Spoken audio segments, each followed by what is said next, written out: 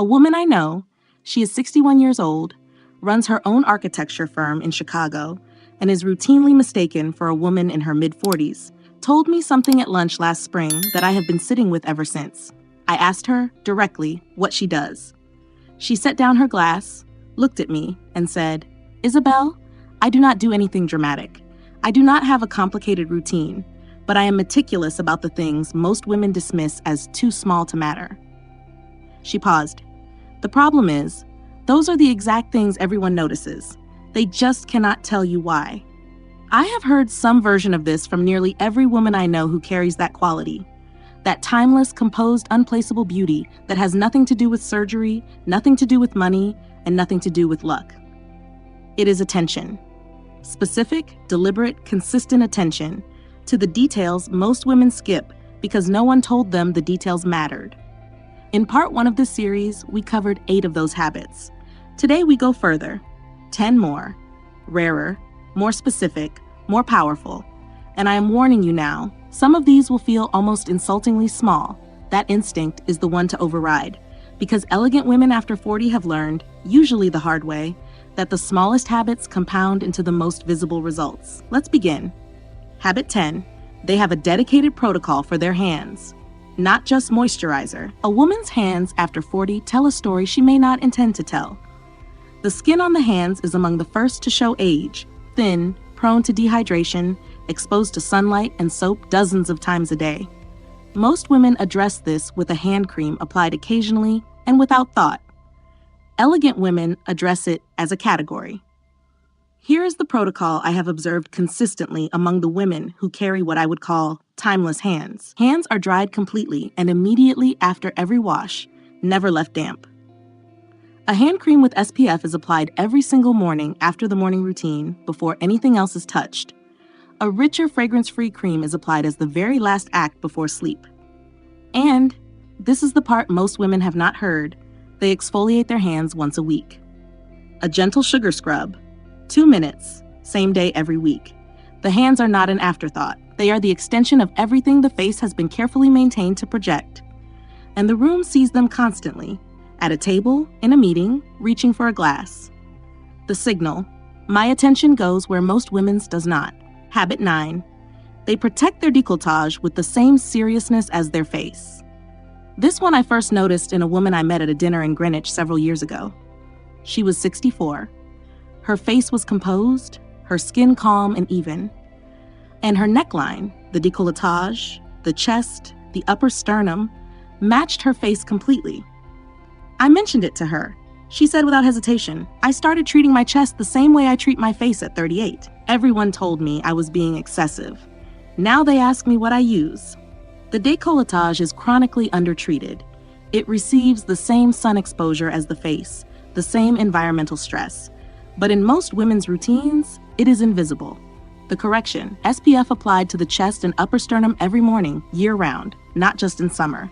The face serum extended downward, every evening without exception. A firming moisturizer massaged upward, always upward, from the sternum to the jawline. 3 additions, 2 minutes. The difference between a face that tells one story and a neckline that tells a different one, eliminated. The signal, my care does not stop at my jaw. Before we move on, I want to tell you about something I built specifically for the Undeniables. It is called the Undeniables Blueprint. We launched it 15 days ago, and over 60 women have already started the challenge. It is not a course. It is not a long program with modules and homework. It is the distilled intelligence of everything I have observed across 15 years. In elite rooms, in conversations with women who carry this quality without explanation, in my own practice of building a life that reflects the standard I hold myself to. It covers presence, refinement, the internal architecture that makes everything external land correctly. It is the resource I wish someone had handed me at 35. The link is in the description. It is the first thing you will see. If this video is already showing you something you have been carrying without knowing it, the blueprint will take it considerably further. Now, back to where we were. Habit 8, they have a weekly lip treatment, not just daily lip balm. Part 1 covered daily lip balm reapplication. Today we go one step further. Because elegant women after 40 understand that daily maintenance and weekly treatment are two different categories. Once a week, on a consistent day, they exfoliate their lips. A soft toothbrush or a clean fingertip with a small amount of sugar scrub. 30 seconds, circular, gentle. Followed immediately by a generous, occlusive balm, something with lanolin or shea or beeswax. Left on for at minimum 20 minutes, ideally overnight. A cosmetic chemist I consulted with in New York, she formulates for 2 independent skincare brands, told me that the lips lose collagen and moisture retention capacity significantly after 40, and that mechanical exfoliation followed by immediate occlusion is the single most effective non-clinical intervention available to maintain lip volume and surface quality. The women who have this protocol in place have lips that read as soft, full, and healthy without filler and without color. That is not an accident. It is a Tuesday. The signal, what looks effortless required effort. Private, consistent, non-negotiable effort. Habit 7. They maintain their brows as a structural priority. After 40, brows begin to thin, often in the tail, often in density. Most women ignore this until it becomes significant. Elegant women address it before it becomes significant. Here is what the protocol looks like. A standing appointment, every 4 to 6 weeks with the same person. Not a different technician each time, the same one. Who knows the face? Who knows the architecture? Who understands that the goal after 40 is to maintain and restore, not to redesign? Between appointments, a brow serum applied nightly to the tail and the body of the brow, the same way a lash serum is applied, with the same consistency. And this, which most women have never been told, they brush their brows upward with a clean spoolie every morning before anything else is applied. One stroke, sets the direction, takes 3 seconds. A makeup artist I know who has worked with prominent women in New York for over 20 years told me, the brow is the one thing that makes every other feature make sense. When it thins and women don't address it, the entire face loses its frame. And a face without a frame reads as older than it is, always. The signal, I understand the architecture of my own face, and I protect it deliberately. Habit 6. They have a scalp protocol that precedes the hair routine. Most women think about their hair. Elegant women after 40 think about their scalp. After 40, scalp circulation decreases. Oil production shifts. Hair density begins to change at the follicle level, long before it becomes visible in the mirror. The women who maintain hair that reads as healthy, full, and vital into their 50s and 60s are almost universally the women who addressed their scalp years before any visible thinning appeared. The protocol: once a week, before washing, they apply a scalp oil, rosehip, peppermint-infused jojoba, or a clinical scalp treatment, and massage it in with their fingertips for 4 minutes. Not a passive application. 4 minutes of active, circular, deliberate massage from the nape upward. A trichologist I know in London, she works with women across the UK and Europe on hair retention after 40, told me that 4 minutes of scalp massage per day, maintained over 6 months, has measurable effects on hair density in peer-reviewed research. 4 minutes, once a week at minimum, cumulative over years. The signal, I address the root of things, literally and otherwise. Habit 5. They change their toothbrush head on a schedule, not when they remember. This one is brief, and it matters more than most women realize. A dentist I know who practices in Manhattan told me that the single most common cause of ineffective daily oral hygiene in her adult female patients is a toothbrush head that has been in use far beyond its useful life. The recommendation from dental research is consistent: every 8 weeks, maximum. Most women change theirs when the bristles are visibly destroyed, which is 2 to 3 months past when they should have been changed. Elegant women set a recurring reminder. First of the month, every second month. New head, without needing to remember. The outcome is not just cleanliness. It is gum health, which affects the evenness and tone of the smile, one of the most visible things a woman communicates in any room. The signal, I maintain the things others let degrade through inattention. Habit 4. They have a dedicated eye area protocol separate from their moisturizer. The skin around the eye is the thinnest on the face. It has no oil glands. It moves thousands of times a day. And it shows age, in most women, earlier and faster than any other area. Most women apply their regular face moisturizer to the eye area and consider it addressed. Elegant women after 40 treat the eye area as an entirely separate category.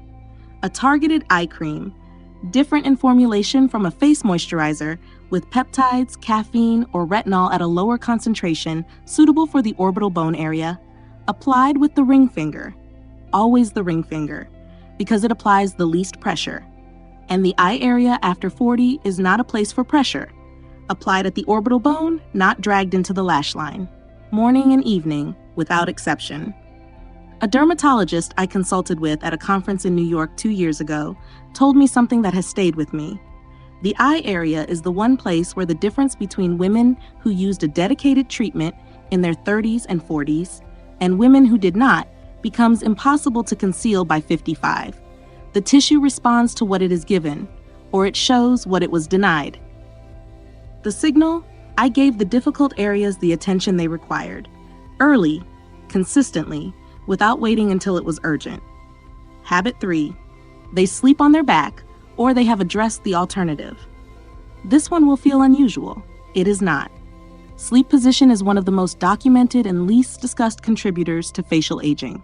Side sleeping, the position most women default to, presses one side of the face into the pillow for 6 to 8 hours a night. Over years, over decades, this compresses collagen, creates asymmetry, and deepens lines on the sleep side that have nothing to do with expression and everything to do with position. Elegant women after 40 have addressed this in one of two ways. They have trained themselves to sleep on their back. Or, for those who cannot, they sleep on a silk or copper oxide pillowcase with a contoured pillow designed to minimize facial contact. This is not vanity.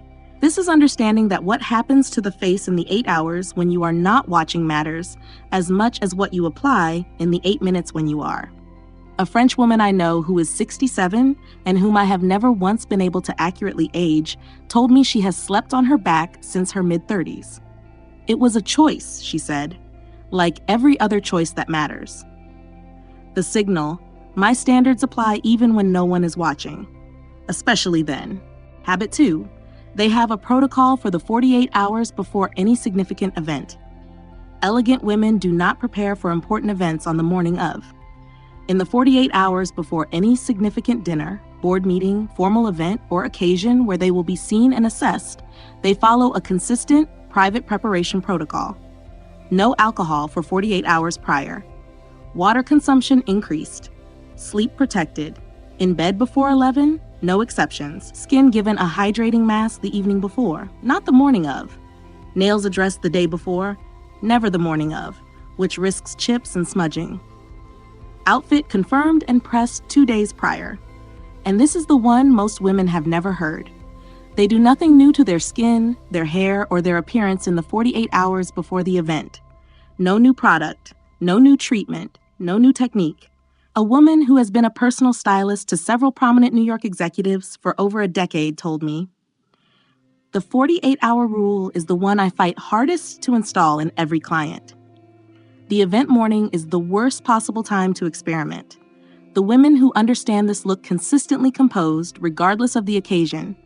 The ones who don't, occasionally look wonderful, and occasionally look like something went wrong. Consistency over brilliance. Every time, the signal: I prepare in private so that the public moment requires nothing from me." Habit 1. They have done the work of identifying their specific skin category, not just their skin type. And we end here, because this is the habit that makes all the others more effective. Most women know their skin type: dry, oily, combination, sensitive. Elegant women after 40 have gone further. They know their skin category, which is a different and more specific assessment. Is the dryness structural, lack of lipids, or dehydration, lack of water? Is the sensitivity inflammatory or reactive to specific ingredients? Is the uneven tone sun-related or hormonal or post-inflammatory? These distinctions change what you use completely. A cosmetic dermatologist I know in New York told me that the most common mistake she sees in women over 40 is using products that would be correct for their skin type but are wrong for their specific skin category. She said, "A woman treating dehydration with heavy emollients is going to be confused for years about why her skin doesn't improve, because she is addressing the wrong problem." Elegant women invest in one consultation, a proper skin analysis with a clinical esthetician or dermatologist, not to buy a product range, but to understand precisely what their skin is doing and why. From that understanding, every product, every habit, every protocol becomes more effective. Precision, not volume. The signal: I do not maintain myself through guesswork. I operate from knowledge. So here is what both parts of this series have in common. 18 habits. Not one of them is dramatic. Not one of them requires significant money, significant time, or significant effort on any individual day. What they require is the one thing that is rarer than any of those things: the decision to take the details seriously, permanently. The women who age with grace are not the women who had better genetics, better dermatologists, or better fortune. They are the women who, at some point, decided that how they maintained themselves was a reflection of how seriously they took themselves. And they never revisited that decision. It was simply made. The question now is whether you have made it. From today's 10 habits, choose 3, not the most convenient 3. The 3 you felt most strongly when I described them. The ones that created a small private recognition you did not expect. Add them to your routine this week, not perfectly, consistently. Then come back and comment. Part 2. I added habit, habit, and habit. Here's what I read every comment. And the women who complete both parts of this series and report back are the ones I will be watching for. This is Madre, and if you are new here, you have just found something. The women in this community call themselves the undeniables. You will understand why within 1 week of being here. Hit subscribe? Not for me, for the woman you are already becoming. Until next time, every woman watching, you are not here by accident. You are an undeniable. Act like it. Isabel.